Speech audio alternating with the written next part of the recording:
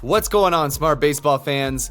The move we've been waiting all offseason has finally happened.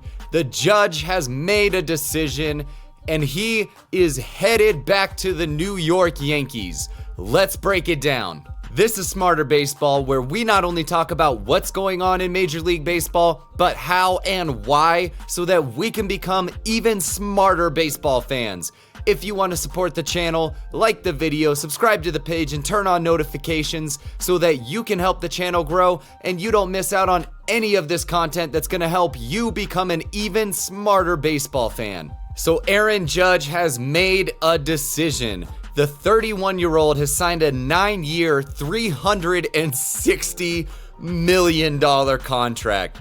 This is the third largest contract by total value ever in Major League history, and the $40 million AAV is the highest for a position player in Major League Baseball. This deal also comes with a full no-trade clause, so it's looking like Aaron Judge is going to be a Yankee for the remainder of his career. And hot damn, what a career it's been so far. 7 years in the majors, 729 games, 3,161 plate appearances with a slash line of 284, 394, 583 for a 977 OPS, good for a 163 OPS plus, 220 home runs, a 163 WRC plus, and he's built up 37 Baseball Reference WAR and 36.1 Fangraphs WAR. Some of the more advanced numbers, his 345 BABIP is insane. MLB average usually hovers around 290 to 300.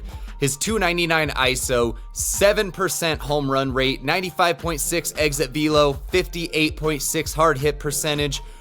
All point to, the dude is just a monster with the bat in his hands. He can hit the ever-loving out of the ball. And he takes advantage of this by just getting out in front of the ball, pulling it a ton, and hitting it in the air. When you hit it as hard as he does, dude, get some loft underneath it and see how far that fucker can go. If there is one hole in Judge's game though, he still strikes out quite a bit, but he balances this out pretty well with a really high walk rate, so he keeps a pretty good comparison between the two. The ratio of strikeout to walks is below league average.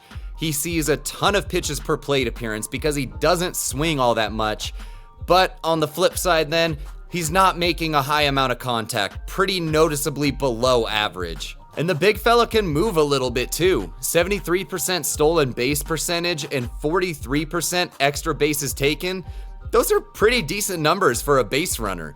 Over his career, he's picked up a 2017 Rookie of the Year, been a 4-time All-Star, and we're gonna get to him winning the MVP this year. Now let's talk about 2022. After turning down a contract extension from the Yankees and betting on himself, even though he's getting up there in age and he's had some doubts about injuries in the past, this dude went out in 157 games, 696 plate appearances, /311, 425, 686 for a 1.111 OPS, good for a 211 OPS plus, 62 jacks to break the American League home run record, a 207 WRC plus, 10.6 Baseball Reference WAR, and 11.4 Fangraphs WAR. That's a bet he won. So let's dive a little deeper and see maybe what he did differently this year that paid off so much for him.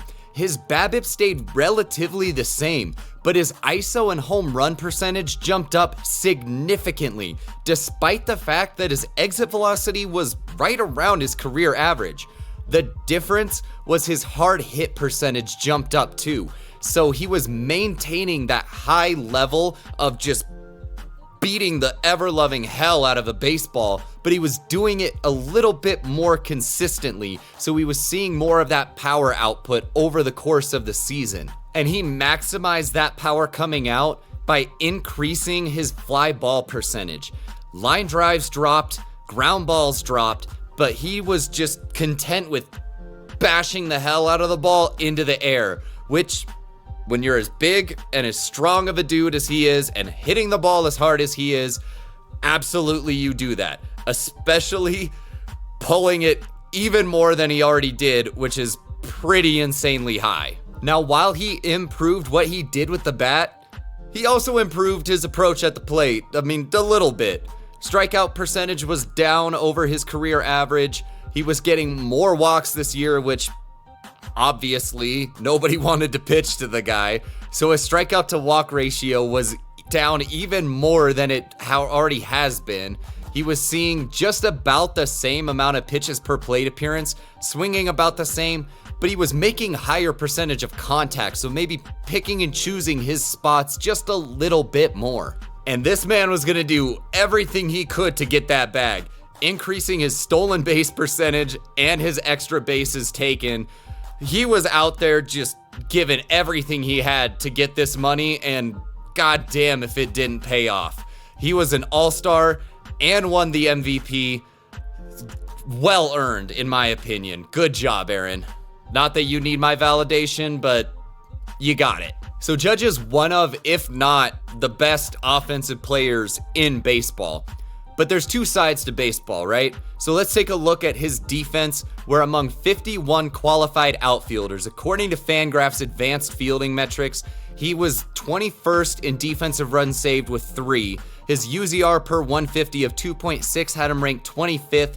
Outs above average and runs above average were both at 2, which placed him 23rd. So he's right about in the middle in terms of being an outfielder defensively, which center fielders are probably going to be your better fielders. Left fielders are probably going to be your worst. So that's a pretty good spot for him to sit, being out in right field.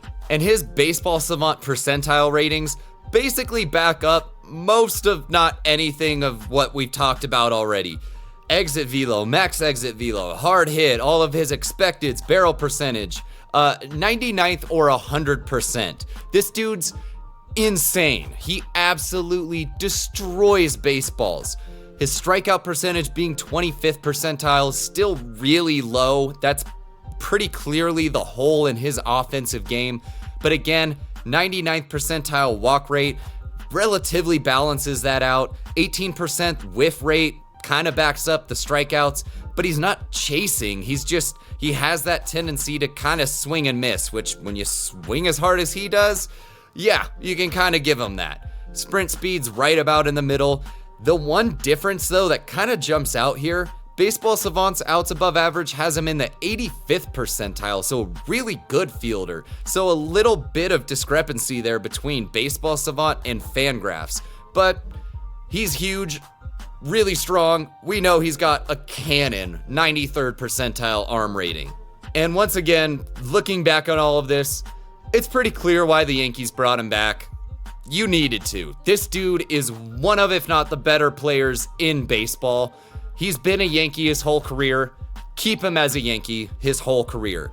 The only spot where they messed up is this is why you see teams like the Atlanta Braves handing out these bigger contracts early in a guy's career, why the Mariners locked up Julio Rodriguez when he did.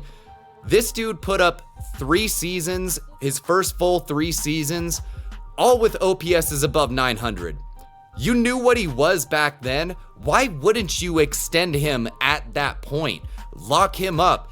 Get him earlier, cheaper. You push this off. You back yourself into a corner, and now the Yankees have to shell out $40 million a year for a guy that's going to be going close to, if not into his 40s. I don't know. I do baseball. I don't do math. Even though I just threw a whole bunch of numbers at you, don't at me. So let me know, what do you guys think? How is this going to play out over the length of this contract? How did the Yankees handle this situation? How could they have handled it differently? And what is Judge going to be going forward well into the late years of this contract?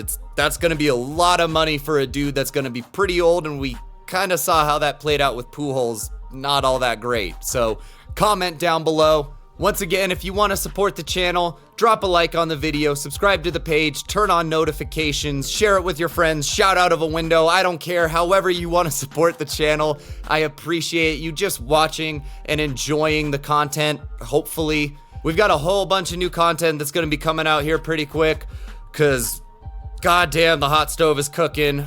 We've already got Wilson Contreras. Did I even say that right? I'm so fried at this point, dude. we're gonna get all of this out to you, break down all of the big moves. I hope you enjoy it. Have an awesome day. I'll see you in the next one.